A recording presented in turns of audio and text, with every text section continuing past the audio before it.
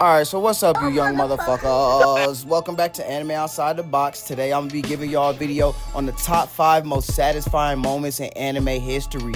Stick with me, we got some good ones up. Let's get right into it. Okay, so first up, we got a more recent anime, JJK. And to be specific, I'm talking about Yuji's dog-ass wolf moment, where he was finna max Mahito out. Nigga, Not only was this one of the most satisfying scenes ever in anime ever, because of how much Gege made you hate Mahito before Yuji finally got to bang his ass up and put him out of his misery. Now, recently I just got done watching the second half of the Shibuya incident, and when he caught Mahito in that subway, bro, it was like, Yuji, bang his ass up, bro. Give him these hands. He just killed all your friends right before your eyes, nigga, lame as hell. Beat him up. They hit Mahito with that resonance, had him up against the wall. Like, literally, I don't think I've ever hated an anime villain more than Mahito. What fucking killed me about it the most is Yuji could not wrap his head around the fact that Mahito was a curse. He kept asking Mahito, why do you do the things you do? Nigga, I am a curse born from the hatred that niggas feel for other niggas. That's why, nigga. What is so hard to grasp about that concept, Yuji?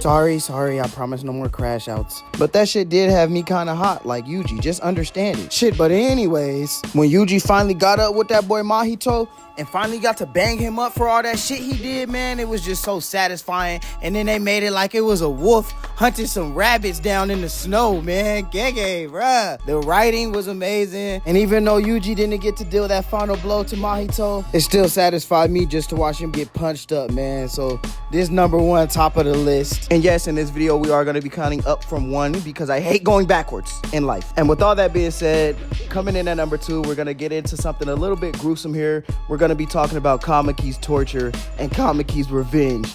Now, when I was watching Tokyo Ghoul, I don't know if you ever watched Tokyo Ghoul, one of the most bloodiest, goriest animes to ever exist. Our boy Kamaki, our main character, close to the end of the first season of the anime, they kidnap Kamaki and they torture him.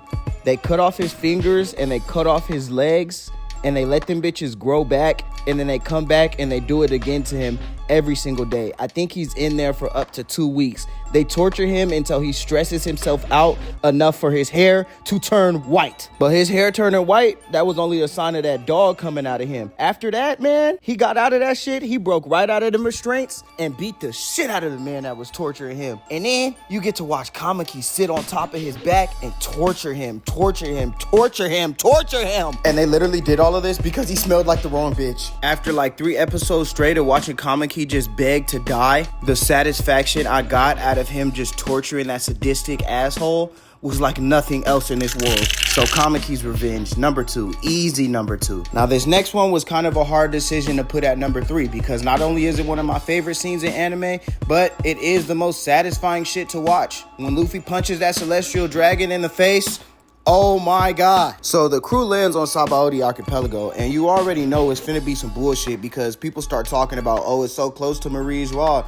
The celestial dragons can come at any time, don't cause any problems. They might call an admiral. And my boy, my captain, he really don't give a fuck. Like, that nigga got a dog in him like nobody else. Luffy do not care. But not caring this time caused him to lose everything. Luffy just couldn't resist. He couldn't resist punching the celestial dragon after he shot Hacham right in front of his face in the middle of the slave auction. Not only was this shit satisfying in the manga, but in the anime it was even better, bro. That was the most legendary punch in anime history, hands down. But everything Luffy had to endure after that, I still go back and I ask myself, Luffy, was it really worth it?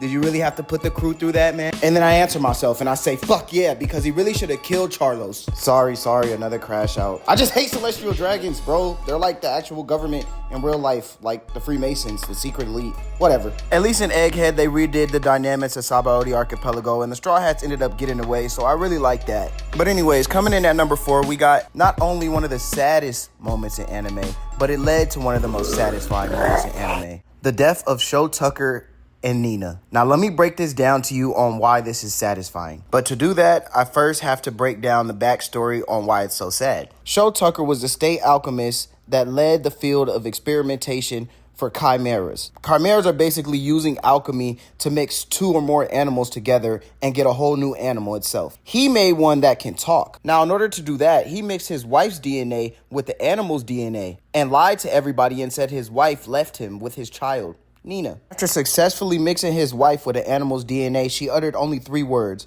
"I want to die."